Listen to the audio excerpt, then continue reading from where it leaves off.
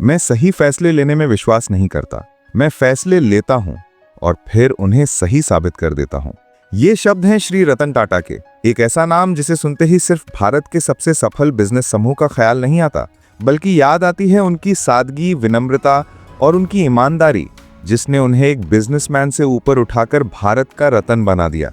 हर कोई सफल होना चाहता है, लेकिन रतन टाटा हमें सिखाते हैं कि सफलता से भी बड़ी चीज है विश्वास। आज हम उनकी फैक्ट्रियों, उनकी गाड़ियों या उनके मुनाफे की बात नहीं करेंगे, बल्कि आज हम जानेंगे उनके जीवन से जुड़ी 10 जरूरी सीखें।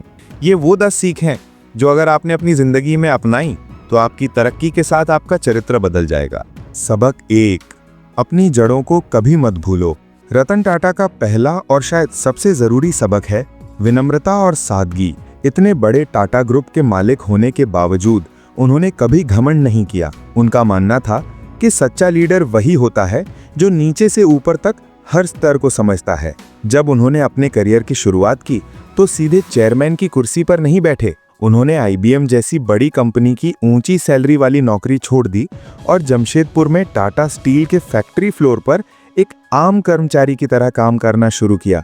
उन्होंने खुद भट्टी में काम किया ताकि समझ सकें कि असली मेहनत क्या होती है और उनके कर्मचारी किन मुश्किलों से गुजरते हैं। उनकी विनम्रता के कई किस्से मशहूर हैं।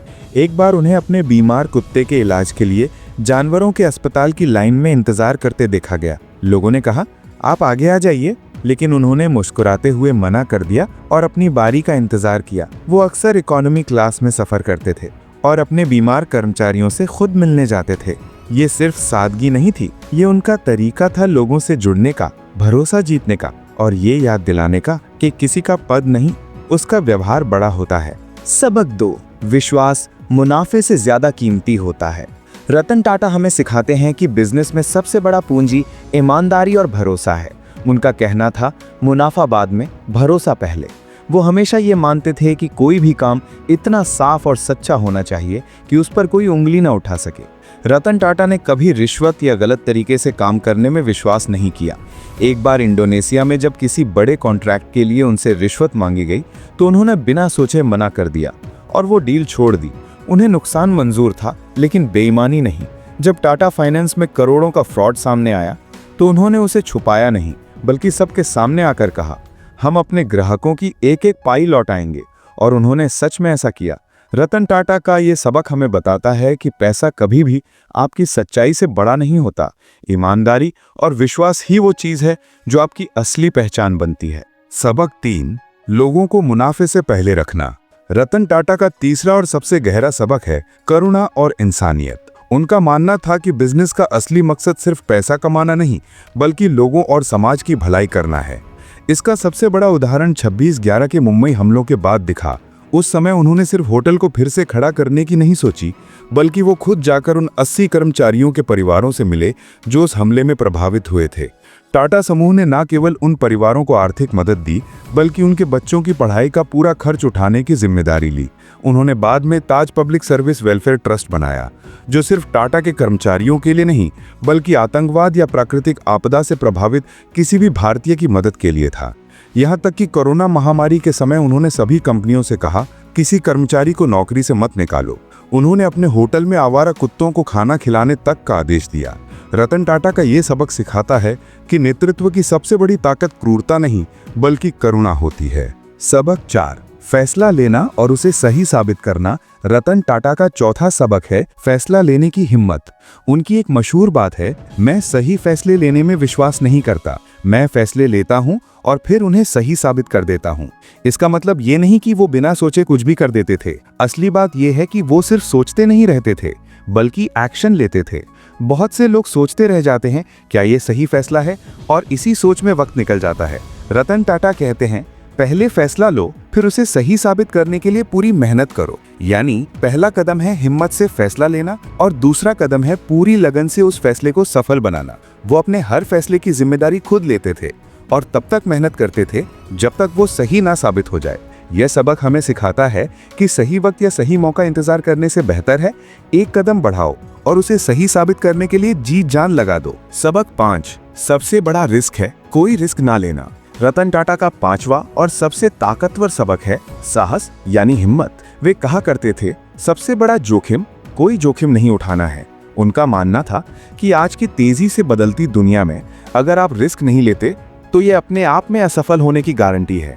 उन्होंने खुद हमेशा बड़े और हिम्मत भरे फैसले लिए, जिनसे टाटा ग्रुप को एक भारतीय कंपनी से ग्लोबल पावर हाउस में बदल दिया। उन्होंने टेटली, कोरस स्टील और जैगवार लैंड रोवर जैसी बड़ी विदेशी कंपनियां खरीदी, जो उस समय बहुत रिस्की कदम माने जाते थे। खासकर 2008 की आर्थिक मंदी के समय जब उन्होंने JLR को खरीदा, तब कई लोगों ने इसे गलती कहा, लेकिन रतन टाटा ने हिम्मत दिखाई, दूर की सोच रखी और अपनी मेहनत से उस फैसले को सही साबित किया। ये सबक हमें सिखाता है कि अगर आप जिंदगी में कुछ बड़ा करना चाहते हैं तो रिस्क लेने की हिम्मत जरूर रखनी होगी। सबक 6, अपमान को मौके में बदलना। रतन टाटा का छठा सबक है लचीलापन, यानी मुश्किल और अपमान को अपनी ताकत बनाना। उनकी एक मशहूर बात है, अगर लोग आप पर पत्थर फेंकते हैं तो उन्हीं पत्थरों से अपनी इमारत बना लो। इस बात का सबसे बड़ा उदाहरण है फोर्ड कंपनी के साथ हुई घटना। 1998 में टाटा मोटर्स ने अपनी पहली कार टाटा इंडिका लॉन्च की, लेकिन वो बाजार में नहीं चली। कंपनी को बड़ा घाटा हुआ और रतन टाटा ने फैसला किया कि अब ये कार बिजनेस बेच देना चाहिए। 1999 में वे अपनी टीम के साथ फोर्ड कंपनी के ऑफिस गए। वहां फोर्ड के कुछ अफसरों ने उनका अपमान किया और कहा, आप पैसेंजर कार के बारे में कुछ नहीं जानते, हम आपका बिजनेस खरीदकर आप पर एहसान कर रहे हैं। रतन टाटा ने उस रात डील रद्द कर दी और भारत लौट आए, लेकिन उन्होंने उस अपमान को गुस्से की तरह नहीं बल्कि प्रेरणा की तरह इस्तेमाल किया। उन्होंने ठान लिया कि अब वो टाटा मोटर्स को कामयाब बनाकर दिखाएंगे। 9 साल बाद 2008 में जब फोर्ड खुद मुश्किल में थी, तब रतन टाटा ने उनके 2 बड़े ब्रांड जैगुआर और लैंड रोवर खरीद लिए। और इस बार फोर्ड के मालिक बिल फोर्ड ने खुद कहा, आपने ये ब्रांड खरीदकर हम पर एहसान किया है। यह सबक सिखाता है कि अपमान या हार हमेशा अंत नहीं होती। अगर आप में हिम्मत और धैर्य है तो वही आपकी सबसे बड़ी जीत बन सकती है। सबक 7, अपनी असफलताओं से सीखना। रतन टाटा का 7वां सबक है अपनी गलतियों और असफलताओं से सीखना। वो मानते थे कि सफलता जितनी जरूरी है उतना ही जरूरी है अपनी हार को स्वीकार करना। उनकी एक मशहूर बात है, तुम्हारी गलती तुम्हारी है, तुम्हारी असफलता तुम्हारी है। किसी को दोष मत दो, बस उससे सीखो और आगे बढ़ो। इसका सबसे बड़ा उदाहरण है उनका सपना टाटा नैनो। नैनो का आइडिया बहुत नेक था। रतन टाटा ने एक दिन देखा कि एक परिवार 4 लोग स्कूटर पर बहुत खतरनाक तरीके से सफर कर रहे हैं। उसी पल उन्होंने सोचा कि आम भारतीय परिवार को एक सस्ती और सुरक्षित कार मिलनी चाहिए। लेकिन जब नैनो लॉन्च हुई तो वो बाजार में सफल नहीं हो पाई। वजह थी इसकी मार्केटिंग और लोगों की सोच। इसे दुनिया की सबसे सस्ती कार कहा गया। भारत में कार सिर्फ जरूरत नहीं बल्कि गौरव की चीज मानी जाती है। कोई भी खुद को सस्ती कार से जोड़ना नहीं चाहता था। रतन टाटा ने इस असफलता को छिपाया नहीं, उन्होंने इसे स्वीकार किया और इससे सीखा। उन्होंने कहा, हर गलती तुम्हें कुछ सिखाती है अगर तुम सुनने को तैयार हो। ये सबक हमें सिखाता है कि नाकामी अंत नहीं होती, असली हार तो तब होती है जब हम कोशिश करना ही छोड़ देते हैं। सबक 8, अगर दूर तक जाना है तो साथ चलो। रतन टाटा का 8वां सबक है सहयोग, यानी टीम वर्क की असली ताकत। उनकी एक मशहूर बात है, अगर आप तेज चलना चाहते हैं तो अकेले चलिए, लेकिन अगर आप दूर तक जाना चाहते हैं तो लोगों को साथ लेकर चलिए। इसका मतलब बहुत गहरा है। छोटी मोटी सफलता आप अकेले हासिल कर सकते हैं, लेकिन अगर आप जिंदगी में कुछ बड़ा और लंबे समय तक टिकने वाला बनाना चाहते हैं तो आपको दूसरों के साथ मिलकर काम करना ही होगा। ये बात रतन टाटा की लीडरशिप में साफ दिखाई देती थी। जैगुआर, लैंड रोवर और टेटली जैसी बड़ी कंपनियों को उन्होंने कभी अकेले नहीं संभाला। वे हमेशा कहते थे कि एक अच्छा लीडर वो होता है जो अपने आसपास खुद से ज्यादा समझदार लोगों को रखे। ये सबक हमें ये भी सिखाता है कि एक घमंडी इंसान भले अकेले तेज चल ले, लेकिन एक विनम्र और समझदार इंसान ही दूर तक पहुंचता है। रतन टाटा जानते थे कि सफलता अकेले नहीं मिलती। उन्होंने एक ऐसी टीम बनाई जिस पर वे भरोसा कर सकते थे। यही टीम उनकी असली ताकत बनी और इसी टीम ने टाटा ग्रुप को दुनिया भर में पहचान दिलाई। सबक 9, बदलाव लाओ, सिर्फ पैसा मत दो। रतन टाटा का 9वां सबक है परोपकार, यानी दूसरों की भलाई के लिए काम करना। लेकिन उनके लिए परोपकार का मतलब सिर्फ पैसे दान करना नहीं था, बल्कि इसे वे एक जिम्मेदारी मानते थे। टाटा समूह की एक खासियत रही है कि कंपनी की 60% से ज्यादा कमाई समाज की भलाई के कामों में लगाई जाती है। रतन टाटा का तरीका बाकी लोगों से अलग था। वे समाज सेवा में भी बिजनेस की तरह सोचते थे। उनका मानना था कि समाज सेवा करने वाले संगठनों को भी अच्छे सिस्टम और प्रोफेशनल तरीके से चलाना चाहिए। उन्होंने कहा था, अगर आपका दान किसी की जिंदगी में फर्क नहीं ला पा रहा तो वो दान बेकार है। वो तो बस नल से टपकते पानी जैसा है। वे दान और परोपकार में फर्क मानते थे।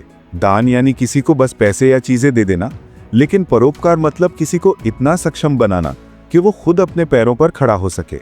रतन टाटा कहते थे, अगर कोई कंपनी करोड़ों दान करती है लेकिन अपनी फैक्ट्री से पास की नदी में गंदा कचरा फेंकती है तो वो असली परोपकार नहीं कर रही। सबक 10, एक बड़े उद्देश्य के लिए काम करना। रतन टाटा का 10वां और आखिरी सबक है राष्ट्र निर्माण, यानी देश को आगे बढ़ाने के लिए काम करना।